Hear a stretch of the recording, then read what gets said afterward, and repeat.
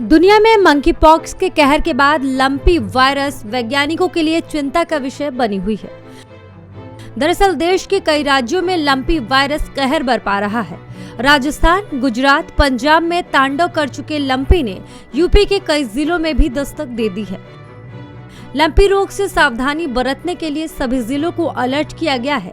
खास तौर से गोंडा और बलरामपुर में इस तरह के केस आए हैं, जिनकी रिपोर्टिंग भी दर्ज की गई है।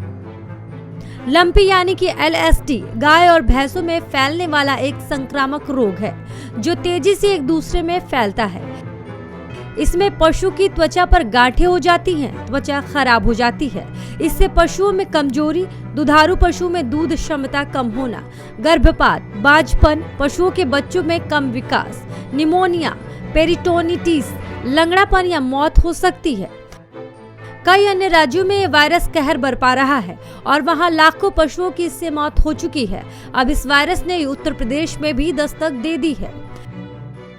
ये रोग पशुओं को काटने वाली मक्खियों, मच्छरों एवं जू के सीधे संपर्क में आने से फैलता है। दूषित दाने, पानी से भी ये फैल सकता है।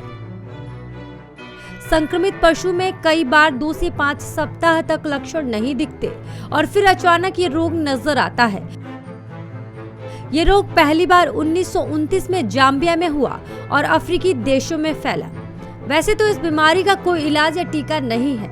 लक्षणों के अनुसार उपचार दिया जाता है। इसके प्राथमिक लक्षण त्वचा पर चेचक, तेज बुखार और नाक बहना है। इस वायरस के संक्रमण के बाद पशु को तेज बुखार आता है। बुखार आने के बाद उसकी शारीरिक क्षमताएं गिरने लगती हैं।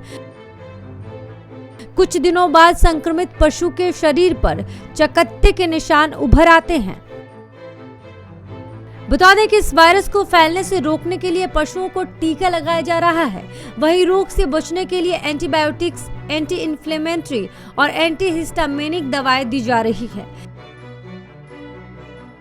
इस बीमारी की खास बात है कि ये लंपी स्किन डिजीज इंसानों में नहीं फैलता।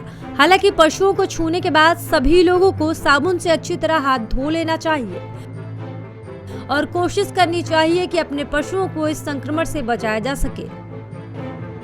इंसानों को भी सावधानी बरतनी चाहिए।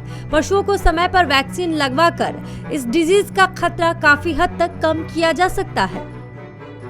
ब्यूरो रिपोर्ट, नवोदय टाइम्स, नई दिल्ली।